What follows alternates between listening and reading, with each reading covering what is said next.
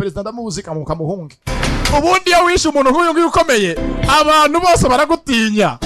Yishe umuvandimwe w'umugore usigaye mu gihugu cya Amerika. Yishe musaza w'umunyazo ko yishe Terence Steadman muzima arahari.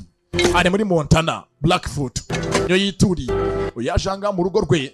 Wa muntu yashinguye inyuma y'inzu yuko byanya byarahari. Michael Scofield ni bandi.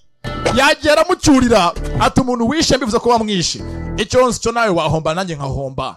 Cyo gihe undeke wemere guheba, undeke njyane n'umuvandimwe wanjye tubure burundu turi gite, nawe ugira amahoro.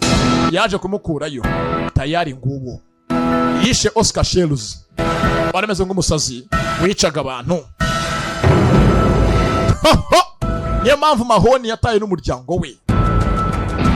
Kumba ku ruhande. Hakuno aruwerekeye. Agiye kuri rendezvous point. Aho yari hanye address zo kuza guhura na Sara Tankuredi. Yerekeye muri Anderson ngo ni Jira muri New Mexico.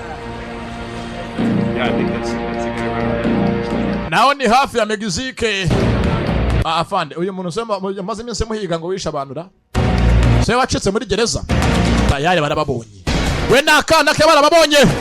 Ha, karabaye. We nagahunguke. Kandi ubwana buzaca muri rukanga. Umva ni bancike muze. Imbere mwana wa. Kana kari rukanza karamusiga. Papa n'umwana we.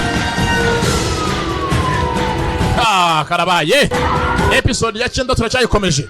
Season ya 2 ya Prison Break. Mwana baramugonze. Kene mwana aragwa hasi. Kana kagwa hasi karahwera. Mwana wanje ni yasiga umwana we. Kandi polisi yaramuzengurutse. Imbunda ku mutwe. We nakana ke arafashwe tayari. Naho yabacikira. Imbere y'akana ke baramufashe. Papa agenda baragamufashe. Nagahunguke.